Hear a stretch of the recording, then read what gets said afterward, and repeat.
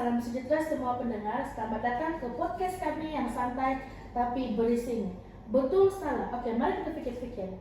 Saya Puan Sharon, pengetua sekolah kita yang paling cantik. Walaupun rambut sudah kering, semangat tetap lebih. Oke, hari ini kami berlima mau sembang topik hangat, yaitu subjek baru di sekolah kita, pendidikan etika dan moral. Oke, bersama saya ada barisan panel yang hebat. Oke, jom kita kenalkan dulu. Hai semua, saya Cibo Fazera dan saya akan mengajar subjek ini. Harap-harap di posisi pelajar tiada yang pening kepala. Halo, saya Lili. Saya pelajar sekolah ini, wakil budak-budak yang kadang-kadang pikir, kadang-kadang tidak pernah pikir. Hai, saya Puan Debri. Salam semua. Saya Puan Debri, ibu kepada 3 orang anak yang selalu pening. Bila anak tanya, kenapa kena ikut undang-undang? Tapi kadang-kadang mak kata, sabar sajalah. Dan saya Puan Erika, selaku pegawai kurikulum, orang yang selalu pening juga, yang nggak pastikan apa kita ajar ini ikut piawaian tapi tetap sesuai dengan kehidupan sebenar.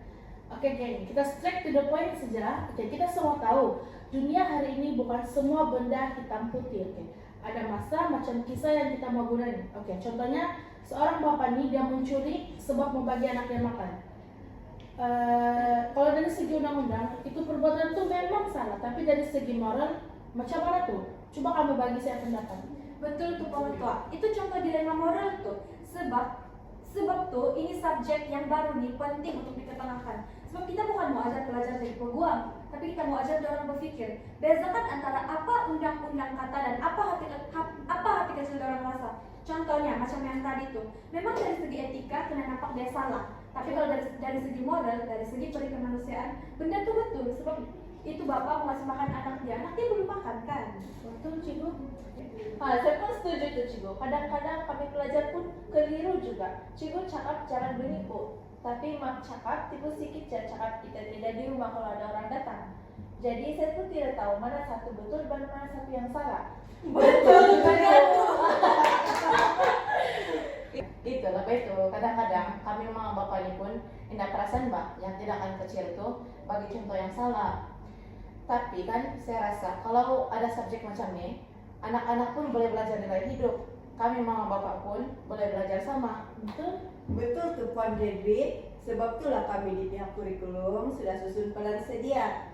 Kita bukan sekedar masuk topik berat terus, tapi kita pun ada cerita macam kisah bapak tadi, yaitu aktiviti berkumpulan, perbincangan, kita ajar dari situasi sebenar dan bukan teori saja.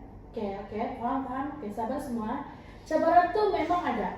Guru kena paham konsep ini, pelajar kena berani bersuara, ibu bapak kena sokong, dan pihak kurikulum kamu kena pastikan semua ini ikut standar. Jadi saya yakin dengan kerjasama kita semua kita boleh buat.